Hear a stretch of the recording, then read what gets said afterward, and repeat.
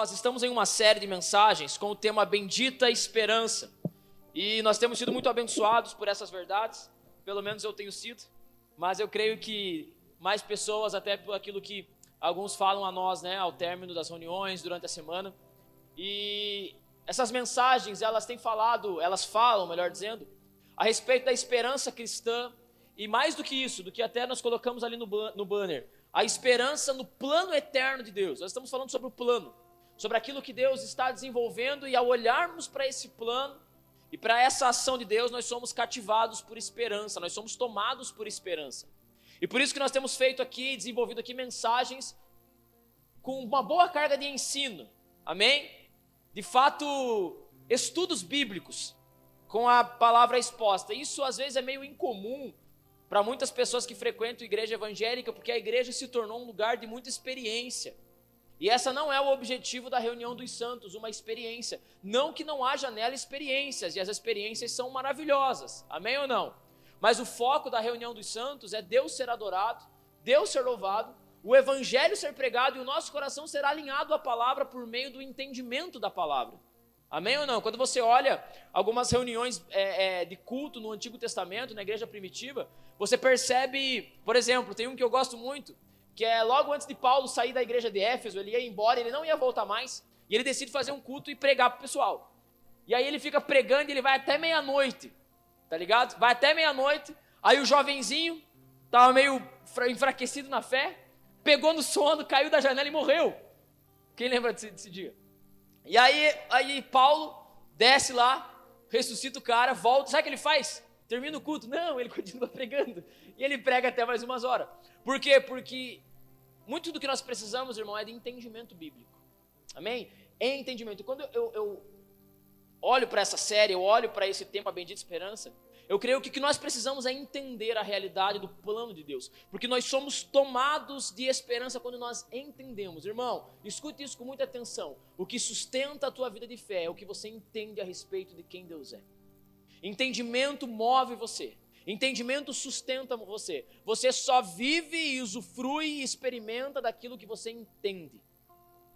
Amém ou não? Se você não entende, você não permanece. Por isso que Paulo ora à igreja de Éfeso dizendo: eu oro para que vocês recebam um espírito de sabedoria e de revelação no pleno conhecimento de quem o Senhor é. Que Ele ilumine os olhos do coração de vocês, para que vocês compreendam qual é a herança que vocês têm nos santos, no que vocês estão envolvidos. Porque se vocês entenderem isso, irmãos, vocês caminham em um outro nível. Se vocês entenderem, não se vocês sentirem, se vocês entenderem, não se vocês tiverem uma experiência. Então eu digo isso porque eu me pego às vezes refletindo sobre isso.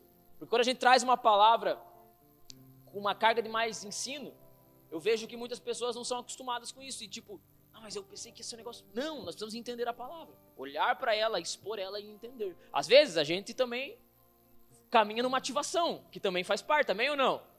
Uma imposição de mãos, uma experiência, um mover, amém ou não? Mas nós temos que estar centrados no entendimento da palavra. Estamos juntos? Então, semana passada eu preguei 1h30. Quem estava aqui, coitado de você. Coitado nada, você está ouvindo o evangelho. E hoje eu queria bater esse recorde. Posso ouvir um amém? Quem está comigo? Não, mentira, tô brincando. Não vou bater recorde nenhum. Hoje eu vou cumprir o horário um pouquinho melhor. Mas é porque, de fato, existem muitas coisas que nós queremos partilhar o coração dos irmãos nesse dia. Nesses dias, nessa série. Amém? Então, irmão, semana passada nós tivemos a segunda mensagem. E nós falamos um pouco sobre... e nós, na verdade, começamos a falar a respeito desse plano que se inicia lá do começo. E nós entendemos que bendita esperança não é algo que fala só da frente, só do futuro. Quando o Senhor vir, a volta de Jesus, existe isso está dentro. Mas a bendita esperança, ela começa quando nós vemos o plano de Deus se desenvolvendo, e nós fomos lá para Gênesis. E nós olhamos Gênesis 3,15, que é a primeira profecia a respeito da bendita esperança. Da semente do descendente da mulher que pisaria a cabeça de Satanás, que traria a redenção à humanidade. Nós olhamos para isso e nós olhamos também para essa construção da semente que foi se desenvolvendo, que foi indo de geração em geração, e Deus preservando essa semente até que ela chegasse no Filho de Deus, Jesus Cristo, aquele que é a nossa bendita esperança. Quem estava aqui? Amém? Se você não estava aqui, todas as mensagens estão sendo depositadas lá nas nossas plataformas digitais. Meu sonho era falar essa palavra, plataformas digitais. Porque agora é mais que uma. Posso ouvir um amém ou não? Glória a Deus. Agora todas as mensagens, irmãos, elas estão lá no YouTube e elas estão lá no Spotify. Amém ou não? E o Spotify é uma benção, porque aí você pode soltar ali teu celularzinho, teu computador, pode colocar no carro, e você solta lá e vai ouvindo, vai para academia, vai viajar, vai fazer alguma coisa e está sendo edificado pela palavra. Amém ou não? Então você pode acompanhar por lá e nós falamos a respeito disso. E eu disse que hoje nós continuaríamos olhando para essa construção de Deus no plano eterno, a respeito das alianças que Deus faz ao decorrer da história, com homens a qual Ele firma essa bendita esperança. Quando nós olhamos para as alianças na história da redenção, na história bíblica, e um ponto que é muito importante que você entenda, irmão, e eu tenho que repetir porque muitos não estavam aqui, é que quando você olha para as Escrituras, você vê uma única história. A Bíblia não é um livro de muitas histórias, a Bíblia é um livro de uma história só, a história da redenção, que é desenvolvida na vida de personagens, por meio de alianças, por meio de levantar homens, abater homens, e Deus vai desenvolvendo essa história.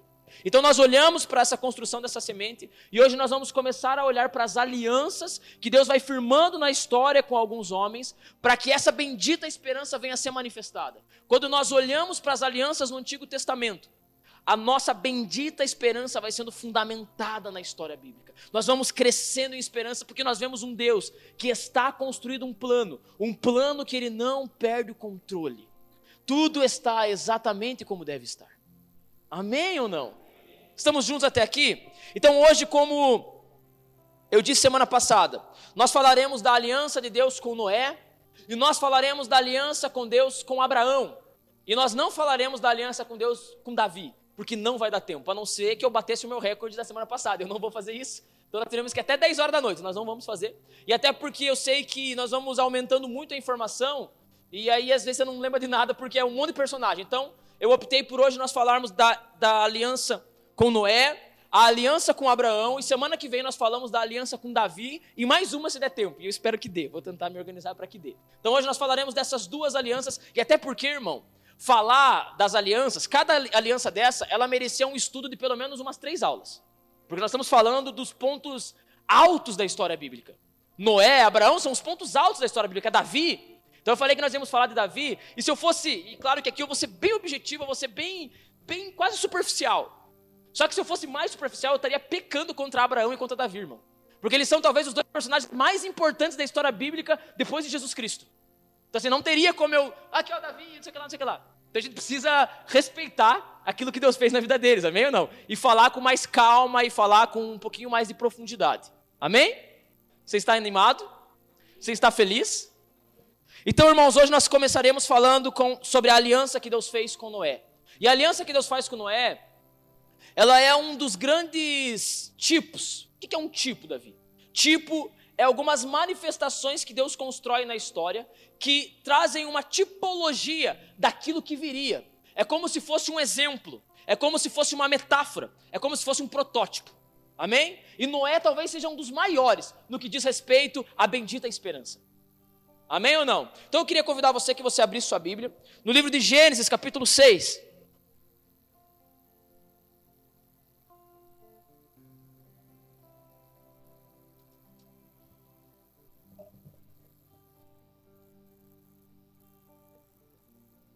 Mais uma vez eu aconselho você que ouça essas mensagens, se possível, com papel e caneta na mão, porque é bastante coisa. É bastante coisa. Nós temos aqui um esboço bem grande, irmão, que o Senhor nos dê graça. Gênesis capítulo 6, antes de fazer a leitura do texto, eu quero orar com você. Feche seus olhos. Pai, nós damos graça pela Tua palavra, nós damos graça pelo Evangelho, nós damos graça pela história da redenção, nós damos graça pela bendita esperança. E como os apóstolos oravam, Senhor, nós bendizemos o Teu nome, porque o Senhor nos elegeu para essa bendita esperança. O Senhor nos escolheu para esse plano, e eu oro para que nessa noite o Senhor abra os olhos do nosso coração e que nós possamos compreender a Tua história. Aquilo que o Senhor está fazendo, aquilo que o Senhor fez e aquilo que o Senhor ainda fará. Que nessa noite nós possamos ser tomados de esperança, não uma esperança emocional, mas uma esperança firmada no entendimento da Tua palavra. Senhor, a Tua palavra diz que a fé vem pelo ouvir e ouvir a palavra de Deus. Gere fé ao nosso coração nessa noite ao ouvir o Evangelho. Gere fé ao nosso coração e ouvir a palavra do Senhor, Pai. Eu oro que o Senhor fale conosco, fale com sua igreja, por meio de tudo aquilo que eu vou trazer, mas além daquilo que eu vou falar, e eu oro que o Senhor me capacite a falar de maneira digna ao teu evangelho, Senhor. Respeitando o teu evangelho e respeitando a tua igreja, Senhor. Em nome de Jesus. Amém e amém. Gênesis 6, eu quero começar a leitura com você no versículo 8. Diz assim: porém Noé. Por que porém Noé? Já lemos e já paramos. Por que porém Noé? Porque versículos anteriores, irmãos, Deus está falando algo assustador na história bíblica. No capítulo 6, nós vemos uma crescente corrupção do gênero humano. Logo depois da queda, nós temos Caim e Abel, nós temos Lameque, nós temos alguns personagens que mostram que a partir da queda do Éden, a humanidade começa a ir de mal a pior. Se você acha que hoje está ruim, a Bíblia nos mostra momentos que talvez foram até piores do que hoje. Misericórdia ou não? E aqui nesse momento, no capítulo 6, eu convido você a ler em casa depois, a Bíblia vai mostrando que Deus chegou ao ponto de se arrepender de criar o homem. Ele olhou e falou: cara, o que eu fiz, meu velho? A galera está perdida, os caras estão mal acabados, e Deus pesa no seu coração o fato de ter criado a humanidade. Isso é assustador, sim ou não? Sim ou não? E aí, no meio de toda essa corrupção, no meio de toda essa queda, veio o versículo 8. Porém Noé encontrou favor aos olhos do Senhor. Versículo 9. São essas as gerações de Noé. Noé era homem justo e íntegro entre os seus contemporâneos. Noé andava com Deus. Então presta atenção aqui. No meio de toda uma corrupção, no meio de toda uma natureza caída e uma geração corrompida, Deus encontra um homem a qual ele se agrada dele. Um homem que a Escritura vai dizer que andava com Deus, que mantinha relacionamento com Deus, que obedecia a Deus. Glória a Deus por isso ou não? Então, no meio de uma geração caída, existe alguém que agrada a Deus. E esse personagem é Noé. E por que Noé agradou a Deus? Por que Noé encontrou favor e se tornou alguém íntegro aos olhos de Deus? Você descobriria isso semana passada, quando nós entendemos que Noé carregava uma semente, a semente da esperança. Se você não ouviu essa mensagem, você deveria ouvir, porque ela vai acrescentar muito no seu entendimento a respeito disso. E Noé, ele é esse personagem, que no meio da corrupção, ele encontra graça diante de Deus, e Deus levanta Noé. Deus chama Noé para uma missão. Deus chama Noé para trazer Noé para o seu plano. Então, no meio de tudo aquilo que Deus criou, o homem caiu, a humanidade está perdida, mas Deus encontra uma solução. Deus encontra um homem justo. Deus encontra um homem íntegro. Sempre, irmão, dentro da corrupção humana, Deus preserva os seus para cumprir com o seu plano, o plano eterno de Deus. Posso ouvir um amém? Por isso que, ainda que nós, como cristãos, nos assustemos com a maldade humana, com a corrupção humana que hoje vemos no nosso dia a dia, nós temos que ter no nosso coração que Deus sempre preserva aqueles que vão andar em santidade e em justiça diante de Deus, para que o plano dele se cumpra. Amém ou não? Isso é maravilhoso. E aí, diante disso, Deus chama Noé. E agora eu queria que você fosse na leitura comigo, lá no versículo 11, foi aonde a gente parou, né? A Bíblia diz assim: a terra estava corrompida à vista de Deus e cheia de violência. Deus olhou para a terra e eis que estava corrompida, porque todos os seres vivos haviam corrompido o seu caminho na terra. Repare nisso, irmão, todos os seres vivos, ou seja, todo o cosmos estava corrompido à maldade. Não era só a humanidade aqui. Até os animais estavam virados no demônio. Loucura ou não? Versículo 13. Então Deus disse a Noé: resolvi acabar com todos os seres humanos, porque a terra está cheia de violência por causa deles. Eis que o destruirei juntamente com a terra. Faça uma arca de tábuas de cipreste. Nela você fará compartimentos e a revestirá com betume por dentro e por fora. Desse modo você a fará. E aí Deus começa a trazer a Noé as instruções a respeito da arca, versículo 17, porque vou trazer um dilúvio de água sobre a terra, para destruir todo o ser que há fôlego de vida debaixo dos céus. Tudo que há na terra será destruído, mas com você estabelecerei a minha aliança, e você entrará na arca, você e os seus filhos, a sua mulher e as mulheres dos seus filhos. De todos os seres vivos você fará entrar na arca de 2 de cada espécie, macho e fêmea, para conservá-los vivos com você. Então aqui nós vemos esse chamado de Noé. No meio de uma corrupção, Deus encontra um homem justo e Deus chama esse homem. Deus chega para Noé e fala: Noé, eu vou acabar com a humanidade. Qual é a sentença que Deus traz aqui diante de Noé? Ele diz assim: Noé, eu vou trazer juízo sobre a terra. Porque a terra precisa de juízo, porque toda ela se perdeu. Eu vou trazer um juízo sobre a terra, porém, com você eu farei uma aliança. Eu vou preservar você. Não somente você, mas a sua família. Repita assim comigo: família.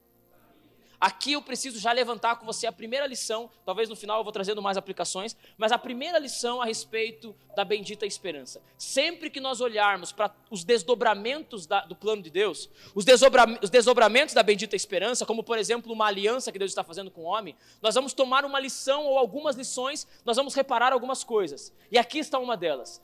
Deus, naquilo que Ele está fazendo no que diz respeito à bendita esperança, Ele está levantando uma família. Ele está preservando e construindo um povo. Deixa eu fazer uma pergunta para você. Você gosta de pessoas?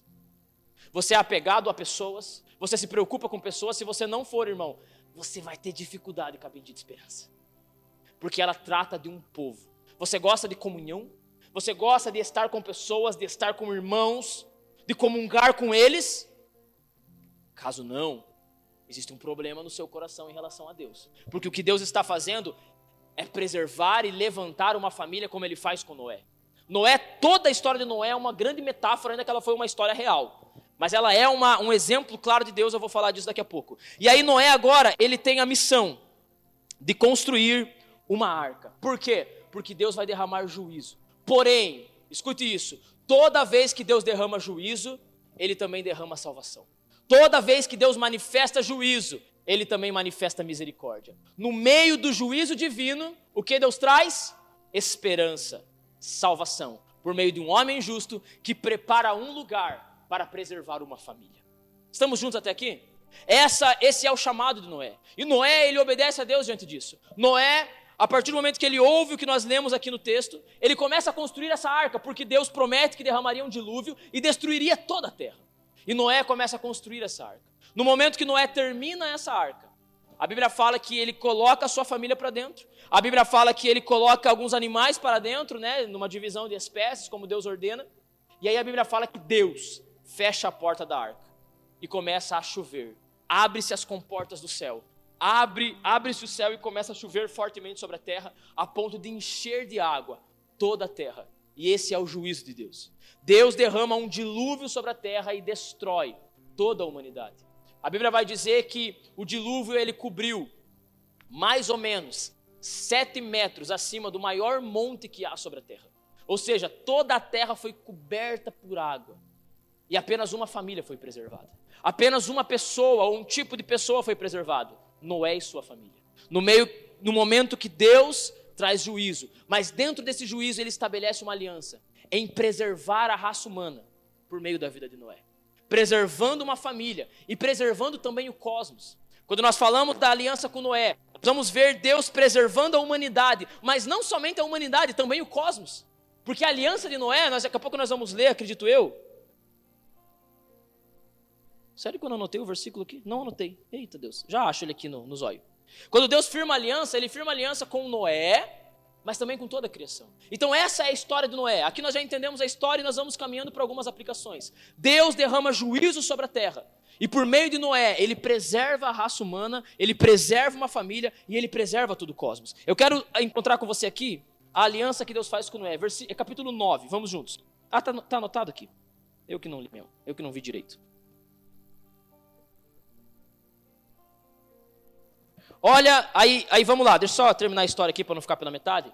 Deus derrama o dilúvio demora alguns dias, o mundo fica coberto por água, Noé dentro da arca. E aqui existem muitas coisas a se dizer, né? Porque é interessante que você tem que fazer a reflexão de como estava a condição de Noé dentro da arca. Um monte de animal, uma família reunida, o cenário da arca provavelmente era um caos total. E Noé ficou lá durante dias e dias. Mas lá era o lugar de salvação. Lá era o lugar que Deus escolheu para derramar salvação. Nem sempre os desdobramentos da salvação divina são condições fáceis. Amém ou não? Nem sempre, nunca é. Não é porque Deus está salvando que é um mar de flores, um mar de rosas. Amém ou não? Existem lutas, existem dificuldades, existe resistência. Imagina Noé. Imagina lá, é leão, é urso, é cobra, é passarinho, é porco. É todo tipo de espécie de bicho, até os impuros. Então tinha até porco, porque o porco era o impuro, né? E mais uma família. Aí era 3 filhos com 3 mulheres. Noé com sua mulher. Irmão, pensa a treta. A mulher do Cã já tretou com a mulher do Sem. A mulher do Sem já tretou com a Nora, que era a mulher de Noé. E começou. E pau, e discussão, e coisa nada. Porque tem gente, né? Onde tem gente, tem treta. Posso ouvir um amém? Infelizmente é assim. Só que, irmão, aquele era o lugar de salvação. Qual lugar era melhor? Estar lá ou pular para fora daquela arca? Fora daquela arca era juízo. Então saiba que se você está dentro daquilo que Deus está fazendo, não vai ser um mar de rosas. Não vai ser um lugar de super conforto. Não acho que vai ser isso, porque você vai se enganar. Eu falei na primeira mensagem da Bendita Esperança. Uma das maiores dificuldades que nós temos hoje no Brasil em relação à pregação do Evangelho é que se criou uma mentalidade que você vai vir para Deus e vai parar de sofrer. Você vai vir para Deus e os seus problemas vão ser resolvidos. Não vão ser, irmão. A sua vida vai continuar difícil. Você vai enfrentar muitos problemas, mas você estará tomado da bendita esperança no seu coração, porque Deus está construindo um plano. Noé estava cheio de dificuldade dentro da arca, sim ou não? Com certeza. Mas ele olhava para fora e via, Deus está realizando algo.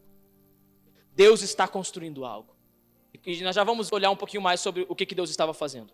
Então, Noé ficou dentro da arca, alguns dias até li hoje de tarde, acabei não anotando, não vou lembrar. Mas ficou alguns dias dentro da arca, alguns meses, e as águas do dilúvio descem. E agora Noé sai da arca. E logo que Noé sai da arca, se começa alguns desenvolvimentos, e como a aliança que Deus faz com Noé é apenas uma metáfora do que viria, não era o problema resolvido, o homem começa a se perder logo depois. O próprio Noé com a sua família já começa a ter problemas ali, e o gênero humano continua dentro de perdição. Mas essa é a história de Noé, e agora eu queria ler com você a aliança que Deus faz com Noé, logo depois que as águas se baixam. Capítulo 9, versículo 1. Deus abençoou Noé e os seus filhos, dizendo: sejam fecundos, multipliquem-se e encham a terra. Todos os animais da terra e todas as aves dos céus terão medo e pavor de vocês. Tudo que se move sobre a terra e todos os peixes do mar serão entregues nas mãos de vocês. Vamos pular lá para o versículo 9.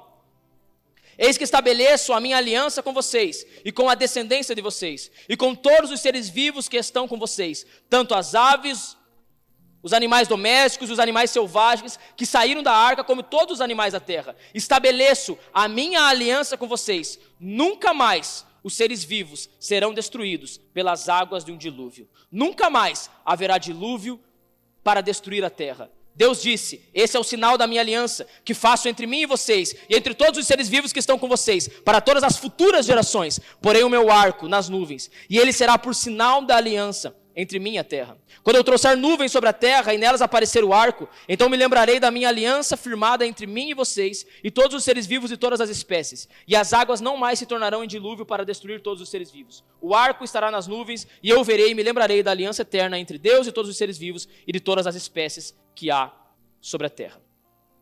As águas do dilúvio descem, e agora Deus estabelece uma aliança com Noé e com a criação. Perceba que ele fala que a aliança, quando ele olhar o arco da aliança, o que nós conhecemos como arco-íris, ele lembraria que ele tinha uma aliança com a humanidade e uma aliança com toda a criação. Nos versículos do capítulo 8, nos versículos 21 e 22, eu não vou ler, mas nós vemos Deus também falando que enquanto houver terra, isso depois que as águas do dilúvio baixam, enquanto houver terra, haverá colheita e semeadura, haverá um desenvolvimento da terra. Então aqui agora, entendendo a história e a aliança que Deus faz com Noé, eu quero trazer com você algumas aplicações. A primeira dela é essa metáfora a respeito da aliança que Deus fez com Noé. A aliança que Deus faz com Noé, ela é representação daquilo que Deus fará na bendita esperança, que é um renovo sobre a terra. O que nós conhecemos como novos céus e nova terra.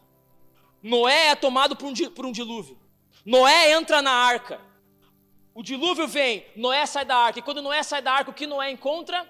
Novos céus e nova terra. Uma terra purificada do pecado. Não plenamente, porque a aliança de Noé, ela é um anúncio do que virá. Nós já falaremos um pouco do que virá. Mas essa é a aliança que Deus faz com Noé, dizendo para Noé: Noé, agora eu quero me aliançar com você. E perceba que a aliança que Deus faz com Noé, assim como a aliança que Deus faz com Abraão, ela não é uma aliança condicional. Deus não coloca nenhuma condição. Deus não fala, então, se você fizer, vai dar tudo certo. Não, eu faço uma aliança. Eu não destruirei mais a terra, os seres vivos, por meio de um dilúvio. Eu não destruirei mais a humanidade. Isso não quer dizer, presta atenção, irmão, que não haverá novos juízos, porque Noé é a metáfora de um juízo que virá. Amém ou não? Mas nesse próximo juízo que virá, nós temos uma garantia da aliança que Deus fez com Noé, que Deus não destruirá por meio de um dilúvio. Ou seja, o que nós podemos entender no meio disso? Haverá um juízo, mas a raça humana não será mais extinta da terra em momento algum da história. Deus firmou uma aliança dizendo o seguinte: eu não acabarei mais com a raça humana. O homem será eterno a partir dessa aliança. Ele não destruiu todos, ele preservou uma família, mas logo depois ele firma uma aliança e diz: eu não vou derramar mais um dilúvio. Eu não vou mais destruir a terra. Ainda que haverá um novo juízo, haverá uma nova, entre aspas, destruição, ela não será tão grande como foi com Noé.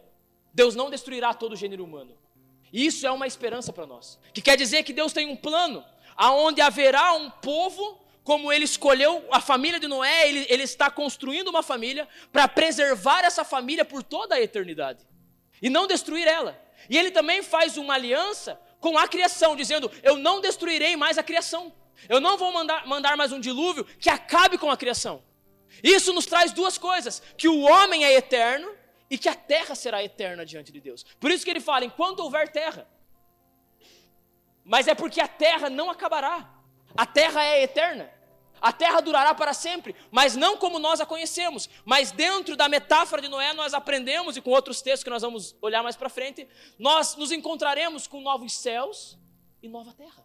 Ou seja, a aliança que Deus faz com Noé nos traz uma garantia. Nós experimentaremos de uma restauração de todas as coisas, como Noé também experimentou. Isso move o seu coração? Eu espero fortemente que sim. Porque dentro da aliança que Deus fez com Noé, nós temos essa certeza: Deus preservará para sempre um povo para si e a terra para esse povo. A semeadura acontecendo. Deixa eu trazer com você mais algumas aplicações sobre o que nós aprendemos com a aliança que Deus faz com Noé. A primeira delas, irmão, e muito importante, é a fidelidade de Deus com a sua palavra. Deus é fiel ao que diz. Eu sei, você vê, o nosso amém aqui é bem tímido em relação a isso. Sabe por quê, irmão? Porque nós banalizamos esse termo, Deus é fiel. Nós não paramos para pensar no que isso significa, nós não nos apegamos mais a isso. Quando nós olhamos para a história de Noé, nós aprendemos que Deus é fiel à sua palavra. Ele disse para Noé: Noé, construa uma arca que eu vou derramar um grande dilúvio sobre a terra e vou destruir a terra. O que aconteceu? Veio um dilúvio sobre a terra. Você crê na palavra de Deus? Deixa eu tirar minha jaqueta, irmão. Irmão, você crê na palavra de Deus? O que nós aprendemos com Noé? Deus é fiel à sua palavra. Ele disse que derramaria um dilúvio e ele derramou. Ele disse que enviaria um Salvador e ele enviou. E ele disse que ele viria novamente. E esse Salvador governaria toda a terra e restauraria todas as coisas. Quando eu olho para a aliança de Noé, sabe o que eu aprendo? Eu aprendo que Deus fará o que disse que faria. Por isso que eu sou tomado por esperança. Ele falou com Noé e ele fez. Ele está dizendo a nós que ele voltará, restaurará todas as coisas, nos levará para novos céus e nova terra. Com certeza ele fará. Não há dúvida sobre isso. E isso deve ser um pensamento, isso deve ser uma esperança que rege o nosso coração, meu irmão. Que rege a nossa vida. A esperança de que Deus fará o que fez porque ele fez com Noé. Essa é a primeira aplicação que eu trago para você. A segunda aplicação é a metáfora de Noé. Noé, eu já falei um pouco disso, mas eu vou repetir rapidamente. Noé é uma metáfora para um Cristo que viria.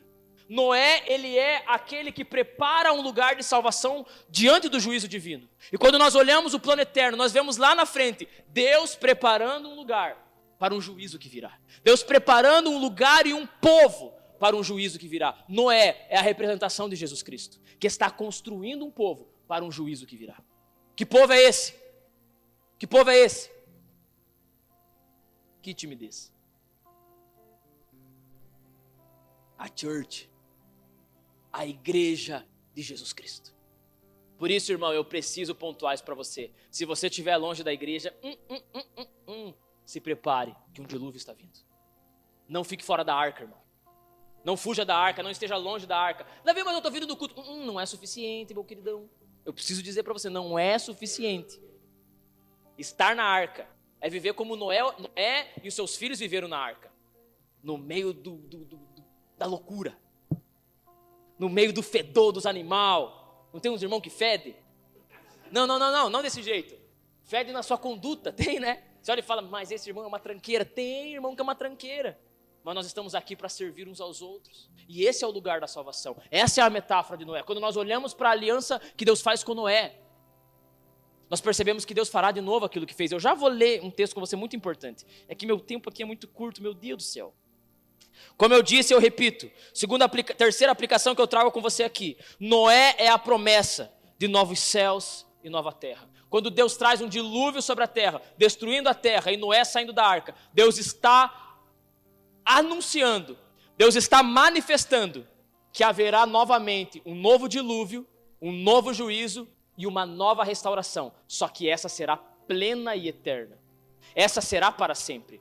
Os próximos capítulos, depois da aliança que Deus faz com Noé, Noé enche a cara de uma vinha que plantou, fica bebaço, os filhos dele já pecam, e se eu te contar o que foi o pecado deles ali, você já vai ficar de cabelo em pé, então eu nem vou entrar nessa parte, porque o negócio é feio. Feio mesmo, irmão. O negócio fica cabuloso. Só que o novo céus e nova terra que virá, não agora pelo primeiro Noé, mas pelo segundo Noé, aquele a qual Noé representava, digamos assim, aquele a qual Noé manifestou, porque Noé foi o único justo sobre a terra. Deixa eu perguntar uma coisa para você, existe um justo sobre a terra? A Bíblia diz que não. Só há um justo, que nos justifica. Só há um santo, que nos santifica, porque nós somos justos em Cristo. Nós somos justos, não, melhor, nós somos santos em Cristo. Então nunca houve na terra, depois de Adão, um justo. Noé, ele é encontrado como justo, porque ele representa um justo, que resolveria o problema da humanidade. Estou falando para você de Jesus Cristo. Então essa é a terceira aplicação. Quarta aplicação, eu acabei de falar, então eu não vou repetir. E agora, irmão, queria que você prestasse muita atenção nisso. Noé, a aliança de Deus com Noé, é a metáfora de um juízo que ainda virá. Eu citei, e agora eu quero dizer algo para você, e eu preciso ler um texto com você. Pega a sua Bíblia e corra comigo em Mateus 24.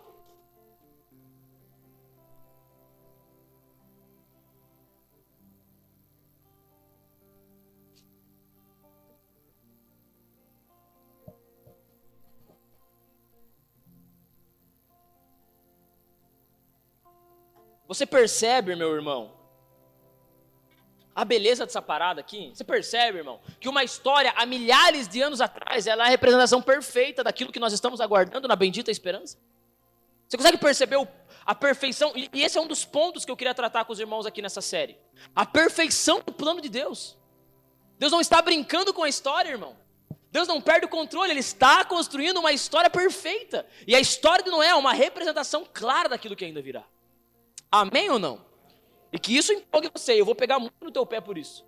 Porque se você não se empolga com isso, irmão, você está foraço, velho. Você está em outra pegada. Porque essa é a nossa esperança. Mateus 24, 36. Olha o que Jesus diz. Mas a respeito daqueles dias e hora, ninguém sabe, nem os anjos dos céus, e nem o Filho, senão o Pai. Pois assim como foi nos dias de Noé, assim será também a vinda do Filho do Homem. Pois assim como nos dias anteriores ao dilúvio, comiam e bebiam, casavam-se e davam-se casamento, até o dia em que Noé entrou na arca. E não, o que aconteceu com eles? Perceberam.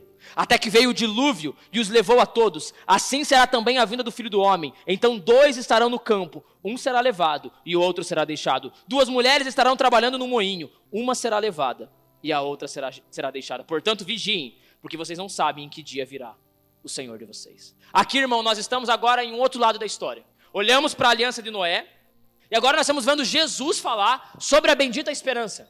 Esse é o que nós chamamos, Mateus 24 e 25, a escatologia de Jesus. Jesus ensinando sobre o fim dos tempos, que está dentro do nosso tema aqui, bendita esperança. E dentro desse ensino de Jesus, ele vai falando várias coisas, e ele chega nesse ponto, ele fala, então, deixa eu falar uma parada para vocês. O fim dos tempos, a bendita esperança, a manifestação da bendita esperança, ela será como nos dias de Noé. E aqui está a importância da aliança que Deus faz com Noé. Não a aliança em si, mas a história de Noé. E ele diz, nos dias de Noé, como que era? Antes do dilúvio, comiam, bebiam e davam-se em casamento. Até que veio o dilúvio e eles não perceberam. E o que aconteceu com eles? Foram destruídos pelo dilúvio. Foram destruídos pelas águas do dilúvio. Quando nós olhamos para a vida de Noé, nós estamos vendo essa metáfora do juízo de Deus. E Jesus diz que os últimos dias serão como os dias de Noé. O que aconteceu nos dias de Noé? Para nós entendermos do que Jesus está nos ensinando. Havia dois públicos.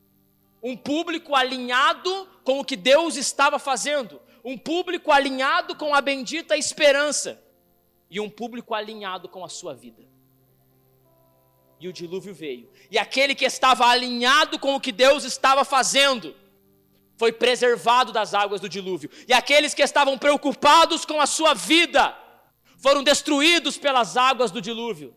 E esse é o ponto alto dessa parte da nossa ministração sobre a vida de Noé. Os últimos dias, aqueles a qual nós vamos enfrentar agora. Nós não estávamos nas águas do dilúvio, mas nós possivelmente podemos estar no próximo juízo de Deus derramado na história. Os últimos dias, o abrimento dos selos, o tocar das trombetas e o derramar das taças.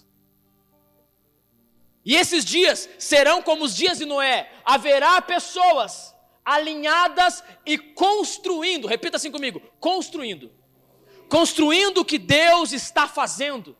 E haverá pessoas preocupadas em saciar, bati no microfone aqui, saciar a sua vida. Quem você é nessa história? Perceba, como nos dias de Noé, o que eles faziam? O que o público que não era a família que Deus separou, o que eles faziam? Eles comiam e bebiam. Perguntinha aqui para você, comer e beber é pecado? Não, senhor, comer muito é porque gula. Mas comer e beber não é pecado. Então qual que era o problema do comer e beber? Já digo para você, casar é pecado? Se dar em casamento? Famílias se movimentarem, é pecado casar? Logicamente que não, é uma graça e até um mandamento de Deus, por um lado, né? Não é pecado, qual que era o problema? O problema é que eles estavam vivendo dentro de um hedonismo. O que é hedonismo, irmão? Hedonismo é a busca por prazer pessoal. E isso se aplica em diversas realidades. Porque quando eu falo prazer pessoal, muitos evangélicos gostam de pensar em prazeres pecaminosos. Comer e beber não é pecado. Casar não é pecado. Mas quando você vive a vida para fazer as suas conquistas, como comer bem, como beber bem, como casar, como vestir bem, como ter uma boa casa, e não se alinha com o que Deus está fazendo, você está vivendo um estilo de vida hedonista. Você não está preparado para os últimos dias. O dilúvio vai levar você. Diga assim, misericórdia. Irmão, a história de Noé, ela é um grande alerta aos nossos corações. Me deixa perguntar, irmão, o que você tem feito com a sua vida? Deus chegou a Noé e disse, Noé, prepare uma arca. Outra lição que eu tiro da história de Noé com você. Responsabilidade. Quais têm sido, escute isso. Eu ia até descer aqui, mas não vou me conter. Qual tem sido a sua responsabilidade naquilo que Deus está fazendo? Porque Deus falou para Noé, construa uma arca. E Noé é a metáfora do que viria. Eu falei para você que a arca e a família de Noé representam a igreja de Jesus Cristo. Então me deixe perguntar, nessa nova arca, nessa arca que está se preparando para novos céus e nova terra, o que você tem se responsabilizado para que ela seja edificada e para que você não seja destruído pelo dilúvio? O que você tem feito na obra do Senhor?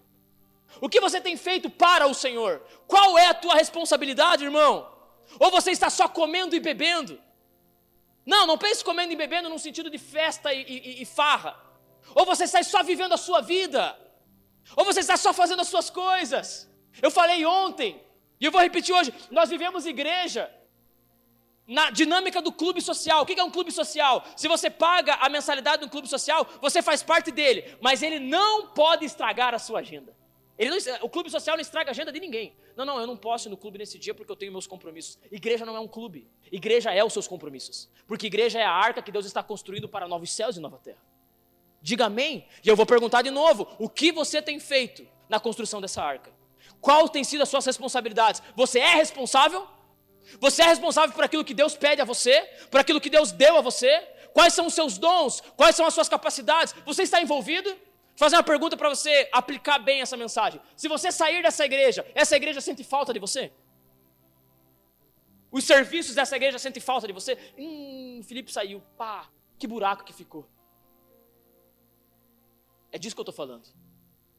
Se você não estiver na sua família sente falta de você? No que diz respeito ao evangelho, não a pão e água, não a conta paga. Se você sair do teu trabalho, o lugar que você trabalha, sente falta do evangelho por meio de você? Ou graças a Deus que saiu o crente, aquele crente era chato que só ele, né? Irmão, se a Confins for tirada dessa cidade, essa cidade sente falta da Confins? É disso que eu estou falando. É aqui que nós começamos a entender. Você tem responsabilidades diante de Deus? E você cumpre com elas? A agenda, escute isso, irmão, anota essa parada aí. Anota ela, faz um bagulho aí escrito aí na rede social, faz um bagulho bem legal. A agenda de Deus é a tua agenda? A agenda de Deus é a tua agenda ou você tem a tua? Se você tem a tua, irmão, naquele dia, um será levado e o outro será deixado. Quem você quer ser? Quem vai ser levado ou quem vai ser deixado? Quem você quer ser? Essa é a hora da pegadinha, né? Quem você quer ser? Quem vai ser levado ou quem vai ser deixado? Quem você quer ser, dona Dirce? Certa resposta. Eu quero ser quem vai ser deixado. Em um momento a gente aprendeu que a gente tem que ser levado para o céu. Ninguém vai ser levado para o céu. Quem que foi levado pelas águas do dilúvio? Noé ou os ímpios? Os ímpios serão levados, mas a família de Noé será deixada na terra. Amém ou não? Quem você vai ser? Os que são levados ou os que são deixados? Como que eu sei se eu vou ser levado ou deixado? Você está envolvido com a arca? Você está envolvido com o que Deus está fazendo? Vou repetir a frase. Você vive na sua agenda ou na agenda de Deus? Os seus compromissos têm a ver com Deus ou têm a ver com comer, beber, casar, fazer a sua vida? Que não é pecado. Vou repetir. Não estamos falando de pecado aqui. Então essa para mim, irmão, eu tenho tão pouco... já acabou. Misericórdia, o que eu faço da minha vida, gente? Vai, vamos lá. Essa era a última aplicação. E eu termino a história de Noé com você aqui, essa primeira aliança, com esse questionamento. O que você está vivendo? O que você está construindo, irmão? É a arca ou é a sua vida? É comer, beber e dar-se em casamento. Podemos colocar aqui comer, beber, trabalhar, ter uma boa casa, ter uma família abençoada, porque eu não estou falando de pecado. Eu estou falando de não pegar o martelo, o prego e construir a arca, e entrar nela, e aguentar a treta que a arca é. Você está aguentando a treta que a igreja é, meu irmão? Você está aguentando essa parada aqui? Deixa eu falar para você, você que nos visita, você que está começando a vir aqui, fique livre desse discurso. Mas, irmão, você que é dessa casa aqui, você está vivendo a treta dessa igreja? Estar perto, porque assim, irmão, é fácil querer uma boa igreja, mas você está disposto a fazer essa boa igreja acontecer? O que nós pregamos ontem para quem estava aqui na ceia. Você está disposto a fazer o pau torar aqui e essa igreja ser uma bênção para essa cidade? Ou você só quer uma boa igreja para dizer, não, lá na minha igreja é uma bênção, Juarez. Eles não pregam heresia. Não, esse negócio dessas pregações erradas na minha igreja. Pensa as pregações bonitas que eles fazem. 1h30 de pregação, os irmãos quase morrem na cadeira. Não adianta, irmão. Você está com o martelo e o prego na mão para juntos construirmos a arca e sermos levados a novos céus e nova terra, na bendita esperança? Posso ouvir um amém aqui nessa noite? Agora me deixe entrar. Eu vou ver até que hora que eu vou aqui. Vou deixar ver o que vai dar. Mas eu vou entrar aqui na aliança com Abraão. Eu tenho aqui 20 minutos mais ou menos. 25. Uma meia horinha, quem sabe, né? Mas vamos ver como é que... E eu vou entrar aqui na aliança de Deus com Abraão. Então essa é a aliança de Deus com Noé. Trouxe as aplicações, depois você pode ouvir de novo, anotar elas e pensar um pouco mais sobre elas, porque eu estou sendo bem rápido aqui. E agora eu queria falar com você um pouco sobre uma das principais, se não a principal aliança na história da redenção. A aliança de Deus com Abraão. Peço que você abra sua Bíblia agora em Gênesis 12.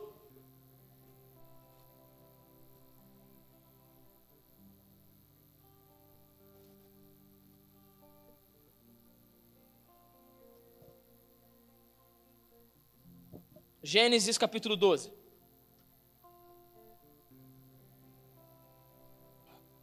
E eu vou ler, irmão, 3 capítulos sobre a aliança de Deus com Abraão. Mas daí eu vou lendo e vou desenvolvendo o esboço aqui. Vai dar tudo certo. Vamos lá. Gênesis 12.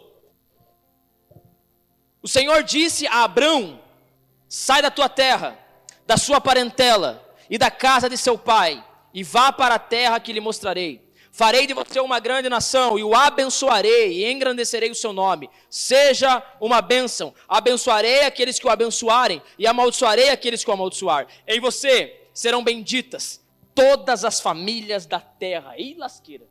Que palavra, né, irmão? Eita, o negócio aqui foi forte, hein? Vamos até aqui por enquanto. Versículo 7. Versículo 6. Abraão atravessou até a terra de Siquém, até o carvalho de Moré. Nesse tempo os cananeus habitavam essa terra. Versículo 7. O Senhor apareceu a Abraão e lhe disse: darei essa terra à sua descendência. Ah, Deus me dê graça de falar essa parada aqui. Deixa eu contar um pouco da história aqui para você. Esse é o primeiro momento que Deus chama Abraão. Aqui ainda ele era Abrão, mas eu vou falar Abraão para facilitar o rolê aqui. Deus chama o Abraão, que se chamava naquele momento Abrão. E Deus chama Abraão de Ur dos Caldeus, uma cidade idólatra. E aqui existe talvez o maior chamado da história bíblica. Deus chama um homem que não conhecia Deus. Quando nós lemos a história, nós temos uma visão como se Abraão conhecesse Deus, né? Abraão e Deus eram um amigo. Abraão foi chamado. Abraão não conhecia Deus. Abraão era de uma terra que estava envolvido com adoração a outros deuses. Abraão era idólatra. A família de Abraão construía imagens de escultura para a adoração de outros deuses. Abraão era um idólatra, ele não conhecia Deus. E de repente Deus aparece para Abraão. Amém ou não? Que coisa mais maravilhosa. E aí esse Deus chega para Abraão e fala: Abraão, sai da tua terra, da tua parentela, e vai para um lugar que eu te mostrarei. E aí Deus promete para Abraão que Abraão seria um homem fecundo. Seria um homem que se multiplicaria e dele sairia uma grande nação. E logo depois Deus também promete a Abraão uma terra. Deus fala para Abraão que em Abraão seriam benditas todas as famílias da terra. O que nós podemos perceber aqui?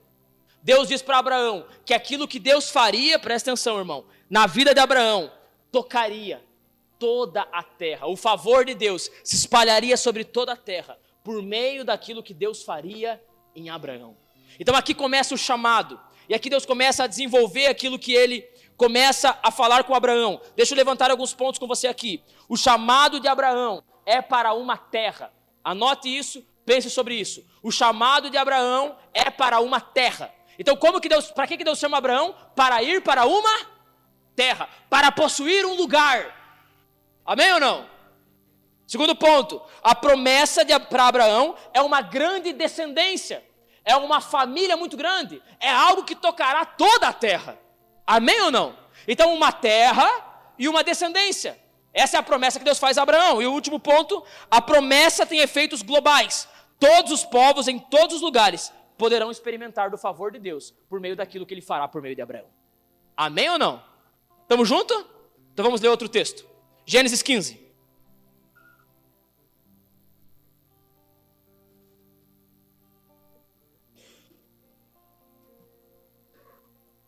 Eu vou ter que caçar uns textos aqui, que não é todo o capítulo. Vamos lá, versículo 1.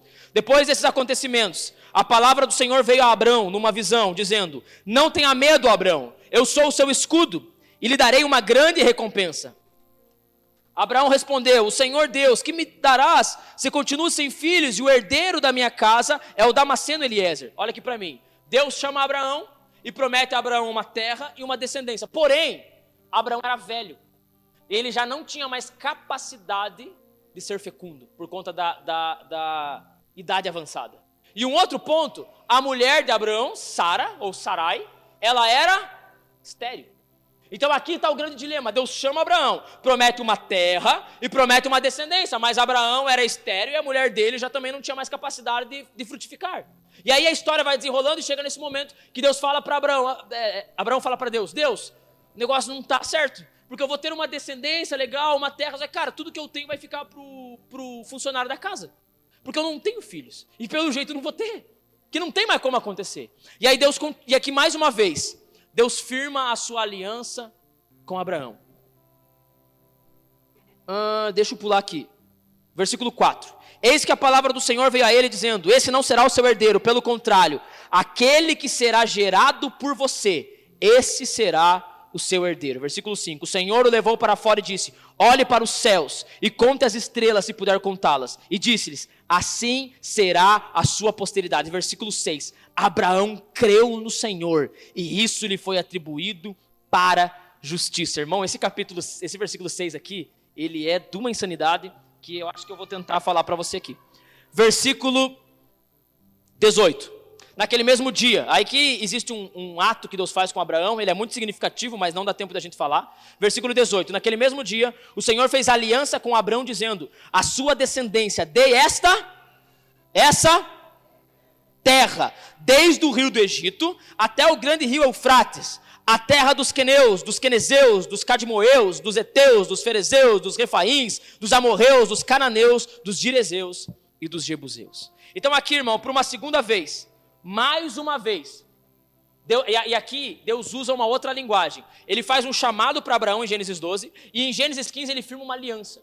Ele fala: Abraão, calma, eu vou dar a você um filho, e desse filho sairá uma grande nação, e eu darei a você uma terra. E aí, irmão, Deus traz os limites dessa terra nesse versículo. A promessa e a aliança de Abraão, mais uma vez, tem a ver com uma descendência, tem a ver com um povo, e tem a ver com uma terra. Amém ou não? Ai, cara, eu queria já ir lá para o final, mas eu não vou. Tem a ver com uma terra. E mais uma vez agora Deus não chama Abraão, mas agora Deus faz uma aliança. E aí tem um ato dos animais que Deus passa no meio, corta eles, você lê em casa. E aí Deus diz: Abraão, eu faço essa aliança com você. Eu vou dar a você uma descendência. Essa descendência abençoará todas as famílias da terra. E eu vou dar para você uma terra. E essa descendência possuirá essa terra. Essa é a aliança. Mais uma leitura bíblica. Gênesis 17. Essa é a aliança da circuncisão.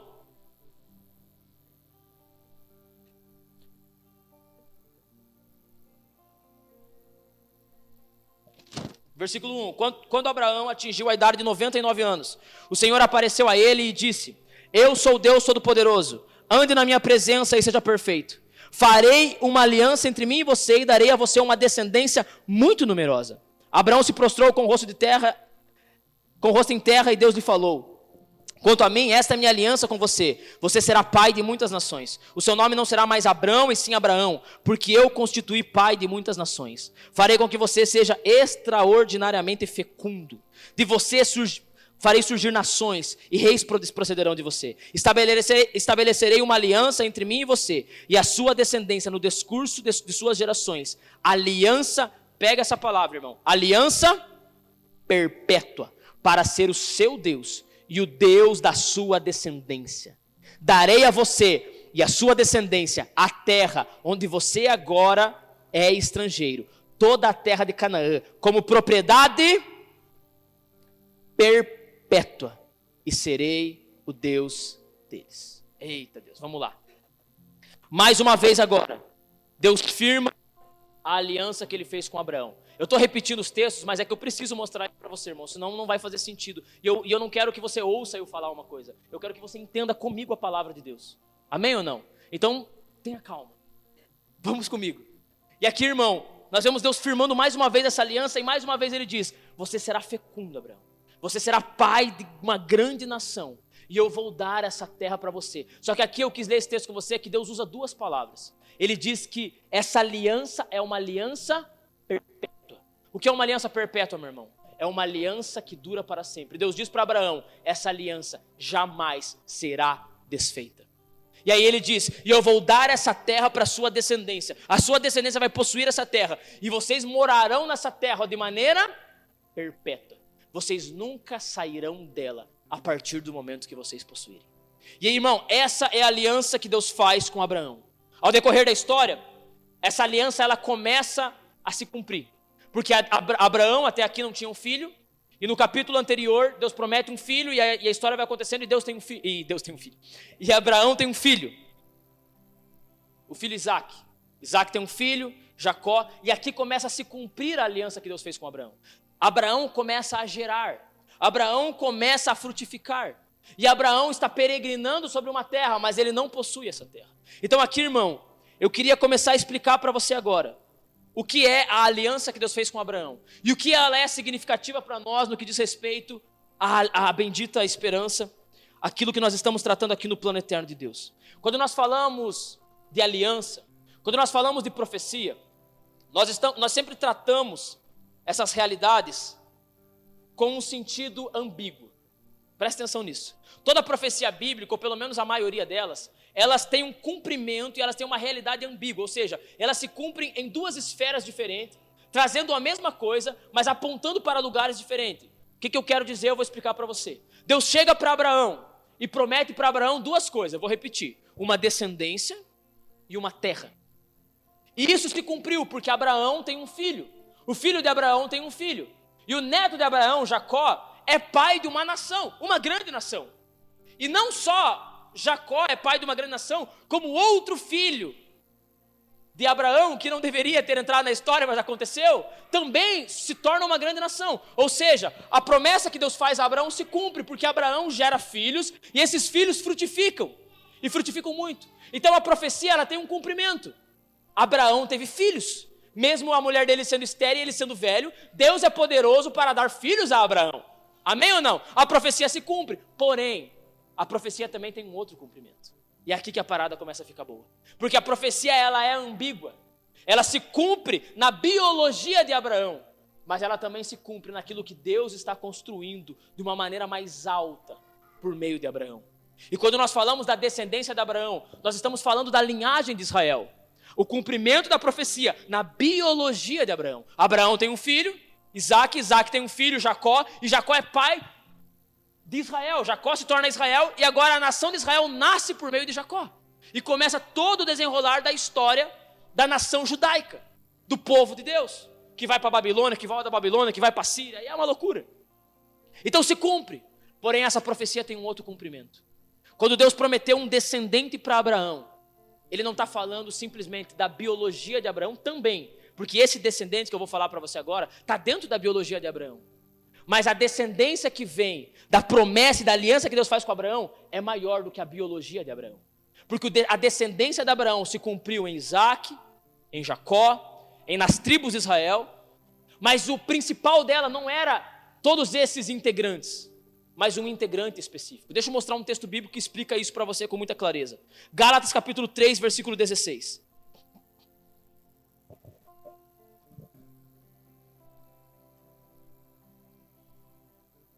O texto diz assim: ora, as promessas foram feitas a Abraão e ao seu descendente.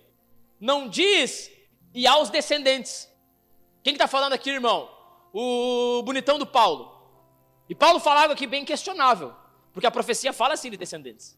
Só que o próprio Paulo nos ensina essa ambiguidade da profecia, porque lá em Romanos ele também fala de descendentes. Mas aqui ele tenta afirmar um entendimento. Aqui Paulo tenta afirmar uma realidade. Ele diz assim: não diz aos descendentes, como falando de muitos, porém, como falando de um só.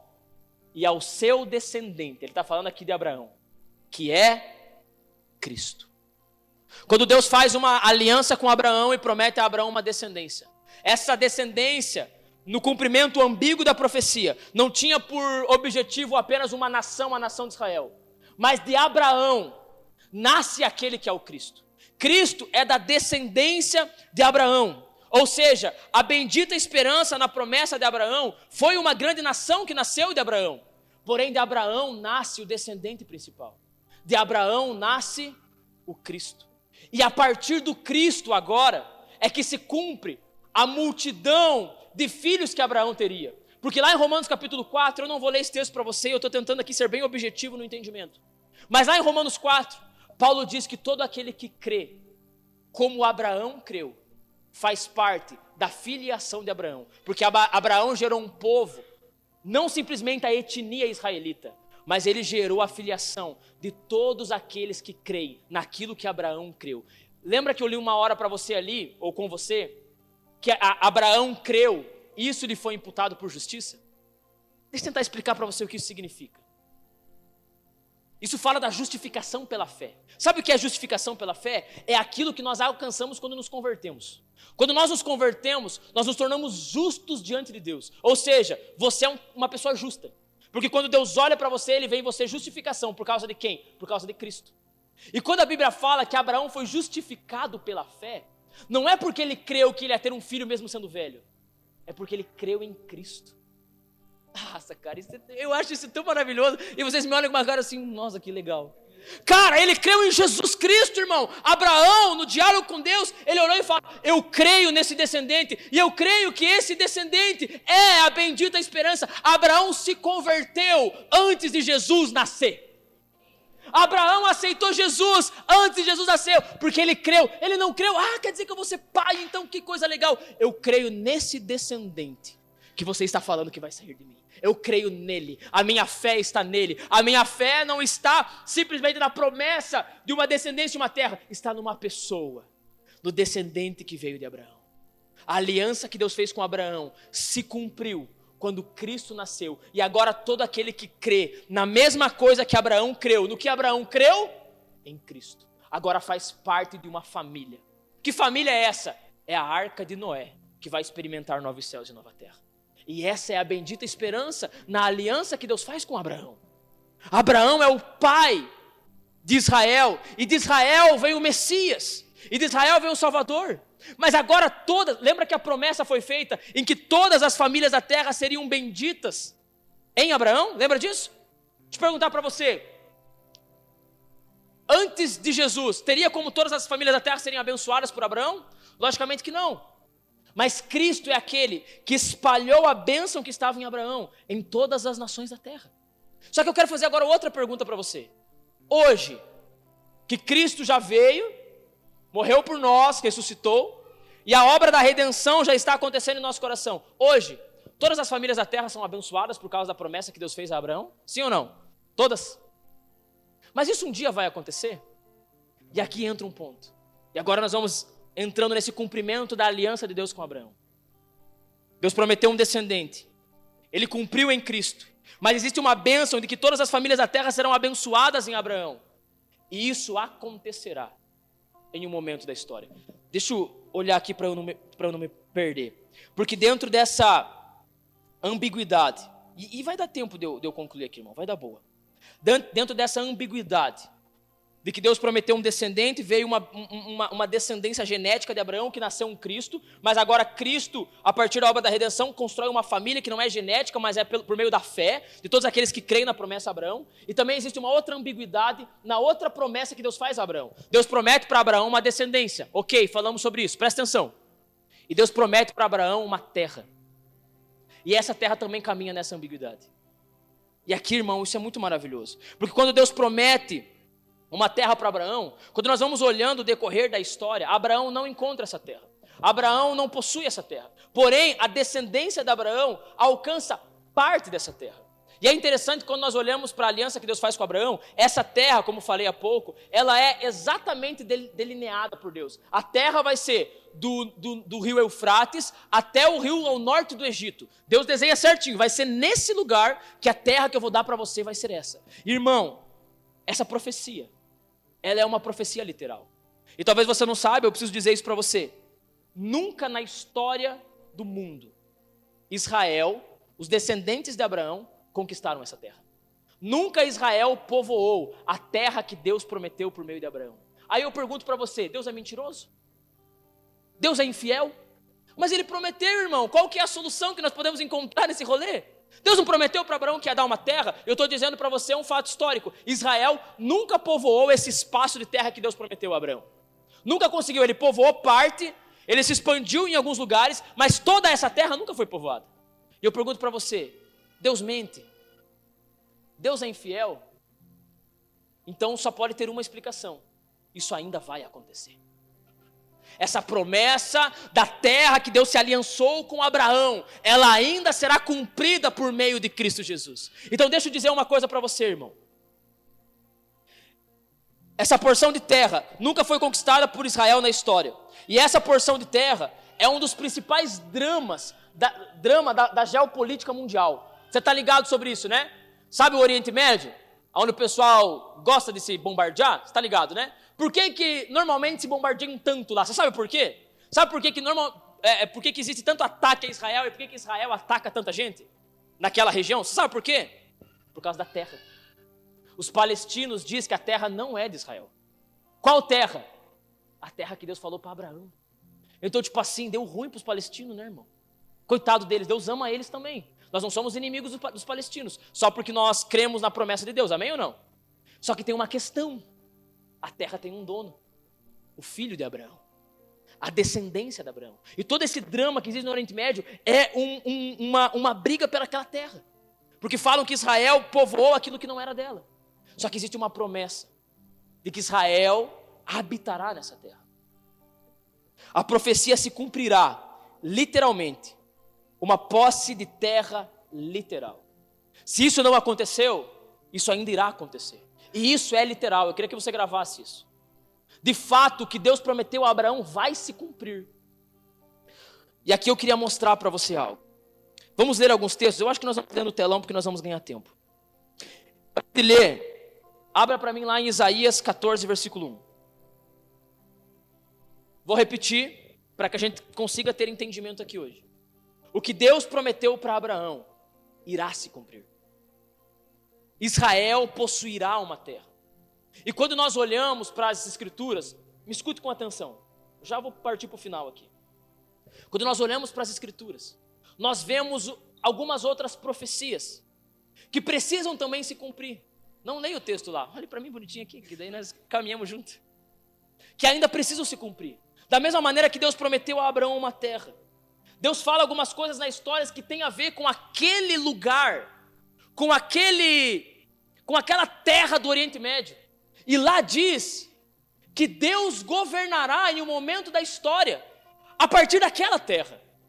Então, irmão, a bendita esperança nos faz aguardar algo, que Abraão e a sua descendência, que é o povo judeu, mas mais do que o povo judeu, é o Cristo.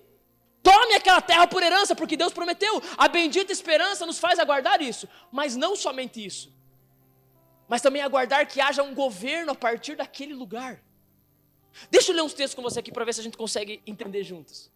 Isaías 14, 1, olha o que a Bíblia diz. Porque o Senhor se compadecerá de Jacó. Quem que é Jacó, irmão? Israel, que é neto de quem? Então nós estamos falando da aliança com Abraão.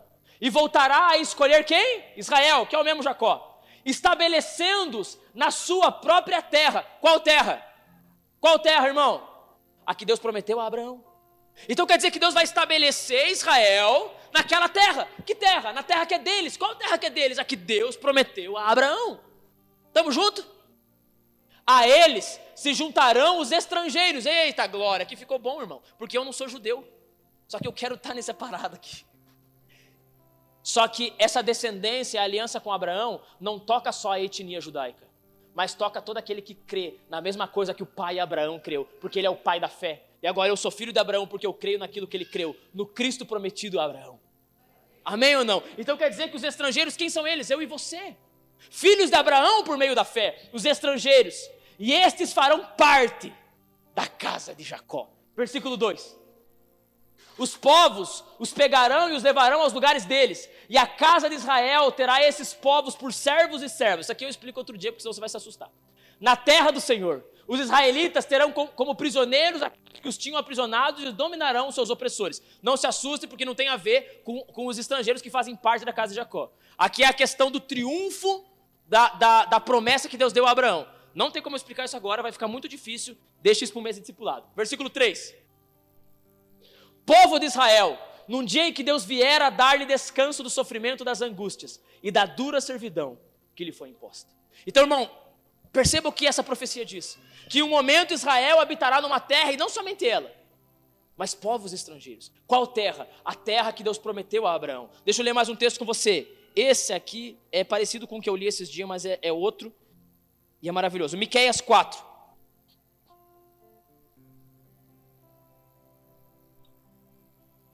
Miqueias 4. Vai aqui, irmão, você vai achar Miqueias, vai demorar, vai ser complicado. Versículo 1.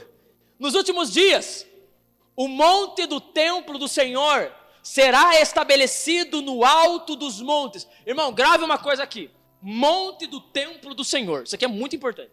O monte do Senhor será estabelecido no alto dos montes. E levará sobre as colinas. E para ele afluirão quem? Os povos. Versículo 2. Muitas nações virão e dirão: venham, subamos ao monte do Senhor e ao templo do Deus de Jacó, para que nos ensine. Peraí. Deus de quem? Quem é Jacó? Neto de quem? Então quer dizer que a promessa estará se cumprindo aqui. Porque vamos ler primeiro. ao templo do Deus de Jacó, para que nos ensine os seus caminhos e andemos nas suas veredas, porque de Sião. Qual é o monte do Senhor que eu falei para você gravar ali? O que é esse monte? Repita assim comigo, Sião. Pergunta geográfica, Sião fica onde? Jerusalém. Jerusalém fica onde? Oriente Médio, Israel, parte da terra que Deus prometeu. De Sião sairá a lei e a palavra do Senhor. Da onde? De Jerusalém. Esse texto é parecido com Isaías 2 que nós lemos esses dias. Irmão, essa profecia diz que em um momento da história, no Monte Sião, na terra que Deus prometeu a Israel, ou melhor, a Abraão, a Isaac e a Israel, Deus estabelecerá um trono. E todas as nações afluirão, virão em direção a Israel. Para quê? Para aprender no seu santo templo. E aonde vai ser esse lugar? Sião, Jerusalém, a terra prometida a Abraão. E isso é literal. E isso vai acontecer. Queira os estados ou as divisões do Estado Islâmico, queiram eles ou não. Porque uma hora o general de guerra aparecerá e destruirá os seus inimigos. Irmão, por isso que eu falei no grupo pequeno essa semana, que eu tenho pregado essas coisas e eu fico às vezes repetindo e tentando e brincando com você aqui, porque irmão, nós temos que crer nessa parada. Porque às vezes a gente vê uma notícia na TV, uma notícia no jornal, e a gente não acredita que isso possa acontecer. A gente acredita mais no jornal do que na Bíblia. Não, a China vai dominar o mundo. Pode ser que em algum momento, mas a última nação a dominar o mundo será chamado de besta. Ah, Davi, mas não é bem assim. Irmão, eu creio na Bíblia, eu não creio na tua geopolítica. Desculpa. E vai ser a besta, talvez a China pode fazer parte. Enfim, não sei porque eu estou falando disso aqui, que eu vou só gastar tempo. Não é a hora. Mas, irmão, deixa o versículo lá, deixa o versículo para mim. A Bíblia fala, irmão, que todos os povos correrão para um lugar da terra, Jerusalém. Fazer o quê? Aprender a palavra de Deus. Isso para mim é esperança. Porque às vezes eu prego e eu vejo na cara dos irmãos que os irmãos não estão nem aí para a palavra. Eu falo, tudo bem, um dia todas as nações da terra vão querer ouvir a palavra. Eles correrão para a palavra. E a terra que Deus prometeu a Abraão terá por posse, não de Abraão, mas do descendente de Abraão. Deixa eu ler mais um versículo com você e nós estamos partindo para o final. Jeremias 3,17.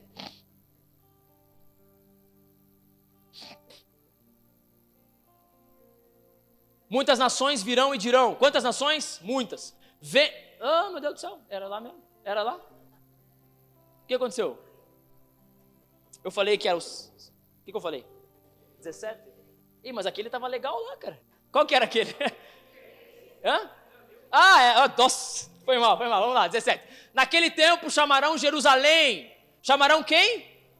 Jerusalém, de trono do Senhor. Nela se reunirão todas as nações em nome do Senhor, e já não andarão segundo a dureza do seu coração maligno. Aonde que haverá um trono? Aonde que haverá um trono? Em Jerusalém. Aí minha pergunta para você, o que significa um trono? Quando você ouve que haverá um trono, o que isso significa? Que haverá um governo, que haverá um rei, que governará as nações da terra, a partir de Jerusalém. Sabe o que é Jerusalém? É Jerusalém. Jerusalém não é Estados Unidos.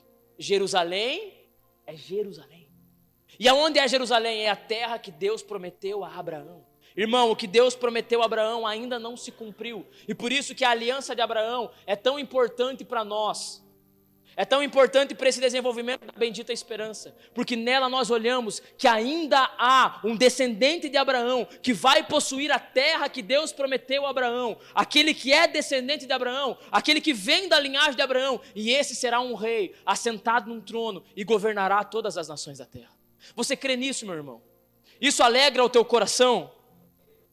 Eu vou... já era o tempo. Eu vou só falar mais uma parada aqui, eu não vou conseguir falar da Jerusalém Celestial, não vai dar tempo. Mas eu só cito aqui antes de terminar. Mas eu só quero falar uma última coisa a respeito de Abraão.